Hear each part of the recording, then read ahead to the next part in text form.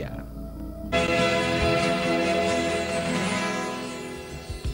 Baiklah pemirsa Referensiana, kita lanjutkan kembali. Di Referensiana kali ini kita sedang membahas mengenai bagaimana bisa hidup tanpa kartu kredit dan menyiasati penggunaan kartu kredit. Kebetulan saya memang berjodoh sekali dengan Ibu Rina yang saat ini sudah tersambung kembali dengan Referensiana.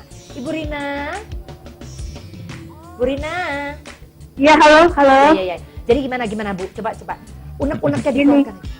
Gini Pak Andi, Ya, saya Ibu. kan punya kartu kredit tambahan dari suami saya. Ya, Nah, saya tidak pernah belanjakan untuk hal-hal yang hura-hura. ya, Jadi saya kadang suka pakai untuk beli logam mulia. Pak Andi, ya. kalau gesek kartu itu 10 misalkan atau 20 gram gitu ya, Ya. kartu kredit itu. Nah, yang ingin saya tanyakan, apakah menguntungkan buat saya dengan memakai kartu kredit itu? Karena yang saya alami waktu saya tahun 2010, saya beli per gram tuh 530. Ya. Kemudian tahun berikutnya akhir itu per gramnya sudah 354.000 kalau saya nggak salah itu Pak Andi. Ya. Jadi yang ingin saya tanyakan, buat saya menguntungkan atau merugikan beli logam mulia dengan cara menggesek kartu kredit yang bunganya kurang lebih 3,5% apa berapa gitu. Ya. Menguntungkan tidak ya buat saya Pak? Itu aja, terima kasih. Terima Ya. kasih. Terima kasih, ini Bu dia, Rina.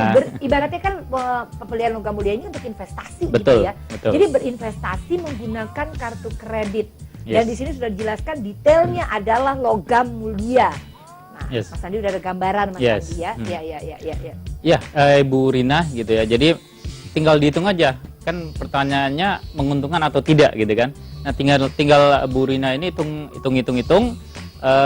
Dulu beli logam mulianya harganya berapa, kemudian saat ini kalau di total harganya berapa. Nah, itu peningkatannya berapa persen gitu ya. Ini kan ibaratnya itu kan imbal hasilnya.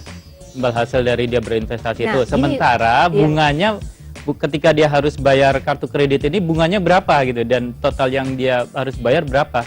Dari situ kita bisa lihat sebenarnya untung nggak sih kalau saya beli logam mulia dengan menggunakan kartu kredit ini.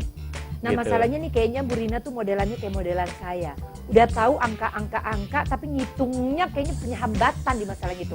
Makanya tadi beliau menjelaskan mengenai tadi tuh ya, harganya waktu 2010 500-an. Yes.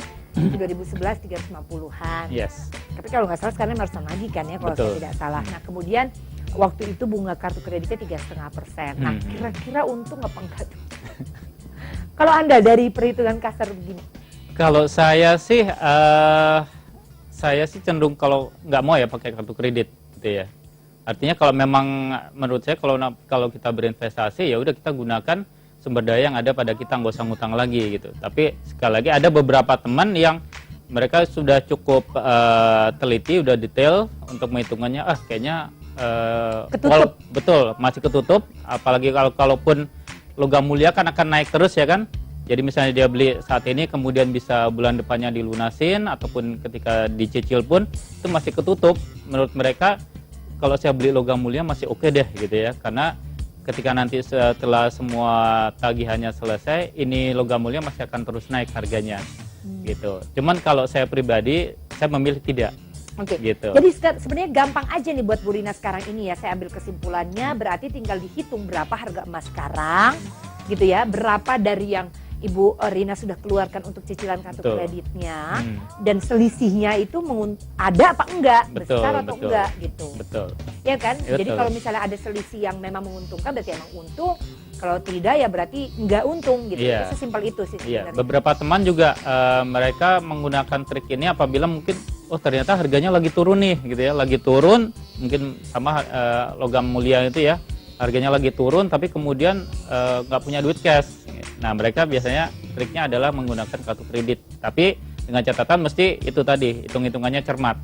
Oke, hitung-hitungannya mesti cermat tuh Bu Rina. Dan sebenarnya tadi ya, jadi bahayanya berinvestasi dengan kartu kredit adalah bunga yang bisa ini. Betul, apalagi kalau kita kemudian pembayarannya hanya limit minimal saja gitu kan. Nah, itu nanti kan bunga berbunga lagi itu. Biasanya yang justru bikin pembayarannya membengkak adalah kita hanya bayarnya minimal gitu ya, tidak langsung kita lunasin. Udah deh saya bayar hanya mungkin 10%-nya aja gitu ya, ataupun 20%-nya aja. Kemudian sisanya bayar dicicil lagi bulan depannya lagi. Nah, ini yang untuk hitung-hitungan misalnya kita beli logam mulia investasi itu nggak masuk di situ. Gitu. Kalau kita memang pembayarannya langsung kita lunasin bulan depannya, itu masih masuk hitung-hitungannya. Nah kemudian sekarang saya juga ingin bertanya mengenai jadi bagaimana menyiasati hidup yang tidak tanpa yang tanpa kartu kredit. Jadi orang nggak punya kartu kredit tapi pengen bertahan dalam kehidupan ini. Ya Tuhanku. Aduh, bagaimana itu? Iya, pastinya misalnya kita memilih, oh saya nggak mau pakai kartu kredit seperti tadi Mas Imam ya, saya nggak suka berhutang nih. Ya udah berarti Anda harus siapkan uang cash gitu ya, ataupun mungkin kalau nggak mau gunakan kartu debit saja, gitu. Artinya benar-benar kita strict apa yang kita punya itulah yang kita belanjakan, tidak perlu berhutang lagi, gitu. Dan berarti kita juga justru menurut saya keuntungannya adalah kita bisa mengontrol diri juga. Kita tidak perlu beli barang-barang yang sebenarnya tidak terlalu kita butuhkan juga. Oke. Gitu. Dan nanti kita akan lanjutkan kembali ya. Kita masih punya satu segmen pemirsa Referensiana. Tetaplah bersama dengan kami. Kami akan kembali setelah break yang ini.